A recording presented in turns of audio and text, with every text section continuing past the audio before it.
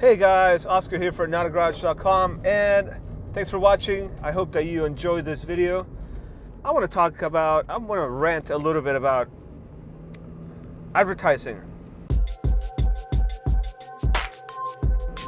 Because as a marketer, advertising is a very proven, tried and true method of driving traffic to an offer. Whether that is a free offer or paid product, it doesn't matter. Advertising has been around for decades. And as media evolves, advertising changes. And we're in the middle of another step in the evolution of advertising.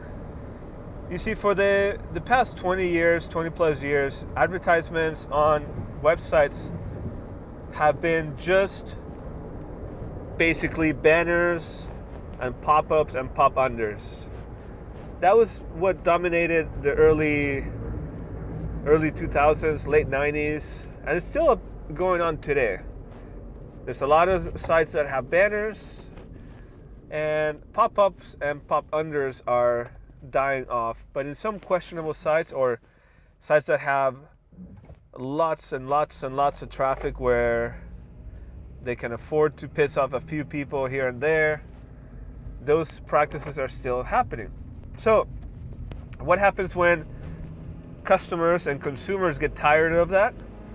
They put in an ad block. So an ad blocker, if you don't know what it is, it's a little program on your browser that prevents advertisements from showing up. And those have been around since like 2006, 2005, maybe even before.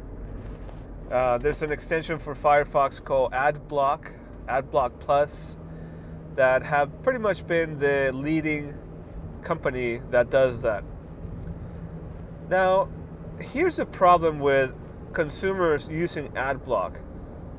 Part of the reason that you want to block ads, well, let's back up a little. Part of the reason why you want to block ads is because they seem intrusive. Sometimes they slow your computer, and you think that they are invading your privacy, because the way that Google Ads work, for example, is once you go to my website or to somebody else's website and then you go visit other websites, you will see advertisements for other locations that you've previously visited. So it feels like they're following you around, like they're watching what you're doing. And in a technical way, they are. But they're not actually paying attention to what you are doing, or they don't care what you're doing. They just care that you visit a certain page. So now they assume that you're going to want to see more content or ads related to that page. Pretty straightforward, and it's very, very ingenious. However, consumers decided, hey, I don't want to see that. I'm tired of ads. I'm going to install ad blocker. And so the consumer is happy, and that's great, because maybe your website loads a little faster, but the consumer is happy that they don't have to see any advertisements. Never mind that the advertisements help that website pay for all the effort and resources that it takes to put up that content that the consumer wants to buy. So put that aside. The consumer just wants free stuff. That includes you. If you are using an ad blocker, you are in this bucket of people that feel like you're entitled to free content, but you don't have to pay for it. And most websites don't want to charge you for it, but they want to make their money in a way that everybody wins. So they show you an ad, you visit the website, and if you find that the ad is relevant to you, you click on the ad and you buy something. Seems fair to me. But the general consumer did not like that. And that's where we are evolving into today. Over the past few years, advertisers and marketers, people like me, have come up with ideas on how to get around your ad blocker. And this is where, for the consumer, it's a lot like going from the fire to the frying pan, or from the frying pan into the fire, however you say it, doesn't matter. But basically, it's the problem you try to correct by removing ads because they were annoying or they were following you. You've now made it worse for yourself, because here's what advertisers marketers and companies are doing now. They're using what's called native content. Sounds pretty innocuous, right? Something that is just, hey, native content. Well, that's obviously a marketer's term. But what it really means is that you go to a website and you read a review or you read a post about a product or service, and everything sounds great, and then you decide to click on the link and buy it. What you don't realize is that you just read an advertisement. Maybe it's a video, maybe it's both. But you now just spend 2 to 3 minutes, maybe more, reading exactly what the advertiser wanted you to read in the first place by clicking on that banner ad that you decided to block. And most of the time, you don't even know it's happening. We have ethical marketers and bloggers and content producers like me that tell you up front, hey, this is a sponsored post. So native content is also called sponsored posts. In the magazines, in the old style of using this method, they're called advertorials, and you'll see in the middle of a magazine, you'll see something like a 3 or 4 page article about something like a medical study or an insurance thing, or how somebody did something that was great. But at the very bottom or at the top, you should see that it says advertisement. Now, you decided to block ads. That's great. Now, the problem is website owners and advertisers and marketers still have products that they have to sell. They still have services that they want to promote. And you've now just closed the doors to those promotions. And guess what? Whenever a door closes, another one opens.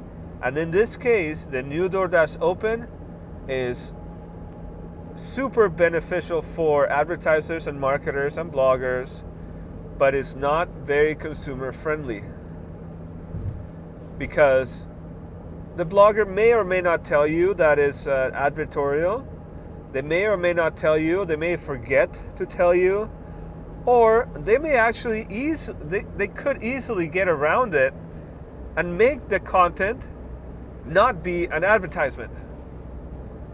And at the end of the day, you now have less control over what you see and what you consume.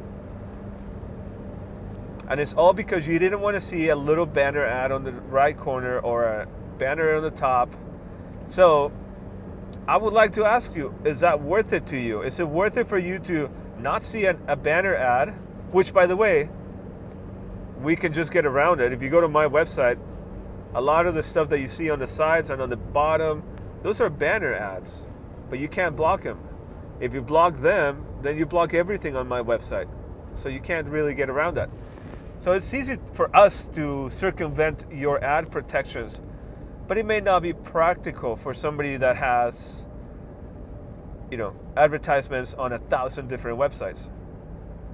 What you've just done is raise the consumer prices of things that you want, because it costs more now to advertise them and to bring them to you.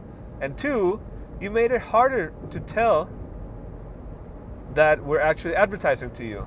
So I'd like to know how you feel about that. And did you ever think about that your demands for an ad block and your pursuit of not seeing any advertisements have now backfired, because you're going to see advertisements everywhere and not even know they're advertisements? That is bad for consumers. That was something I'm pretty sure none of the consumers that were crying foul about advertisements ever thought about.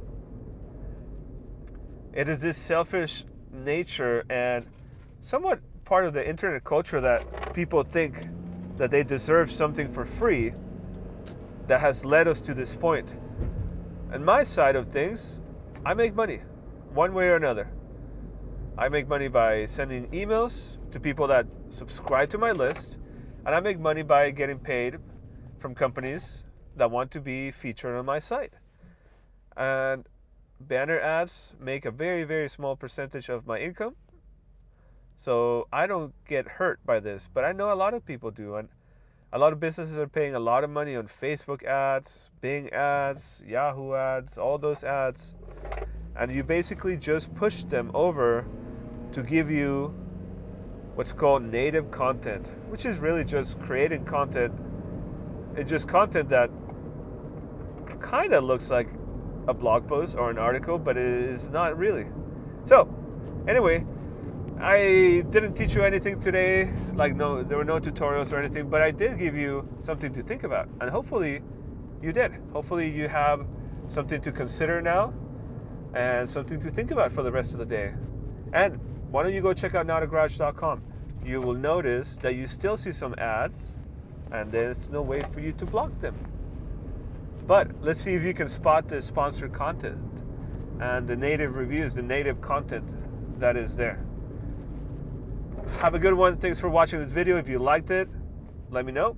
Give it a thumbs up. If you have anything to say about it, then please let me know in the comments. Don't forget to subscribe. Talk to you guys later. Bye.